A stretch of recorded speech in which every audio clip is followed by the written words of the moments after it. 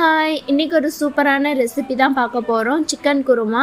Sorry veg chicken kurma. Chicken kurma டேஸ்ட்டில் இருக்கும், but இது ஃபுல் அண்ட் ஃபுல் வெஜ்ஜு தான். இது சப்பாத்தி, தோசை, இட்லி, ரைஸ் எல்லாத்துக்குமே ரொம்ப சூப்பர் காம்பினேஷனாக இருக்கும். இது எப்படி செய்யுதுன்னு சொல்கிறேன், வாங்க பார்க்கலாம். இதுக்கு கடலைப்பருப்பை ஒரு 2 மணி நேரம் ஊற வச்சு மிக்ஸி ஜாரில் சேர்த்து கூடவே 2 மிளகாய், 2 பல் பூண்டு, கொஞ்சமாக சோம்பு, உப்பு போட்டு நல்லா அரைச்சி எடுத்துகிட்டு வந்துடுங்க.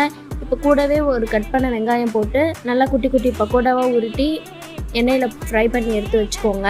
ஒரு மிக்ஸி ஜாரில் ஒரு கட் பண்ண வெங்காயம், ஒரு பச்சை மிளகாய், இஞ்சி பூண்டு பேஸ்ட் 1 ஸ்பூனு, ஒரு கட் பண்ண தக்காளி, கூடவே 1 ஸ்பூன் சோம்பு, அப்புறம் ஸ்பைசஸ்லாம் போட்டு நல்லா தண்ணி விட்டு அரைச்சி எடுத்துகிட்டு வந்துடுங்க.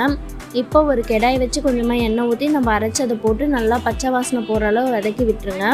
இப்போ குழம்புக்கு தேவையான அளவு ஒரு 2 ஸ்பூன் மிளகாய்த்தூள், 1 ஸ்பூன் உப்பு, 1 ஸ்பூன் கரம் மசாலா போட்டு நல்லா மிக்ஸ் பண்ணி குழம்புக்கு தேவையான அளவு 1 கப் தண்ணி ஊற்றி நல்லா கொதிக்க விட்டுருங்க. இப்போ கொதிக்கும் போது நம்ம சுட்டு வச்ச பக்கோடாவை போட்டு நல்லா மிக்ஸ் பண்ணி விட்டுருங்க.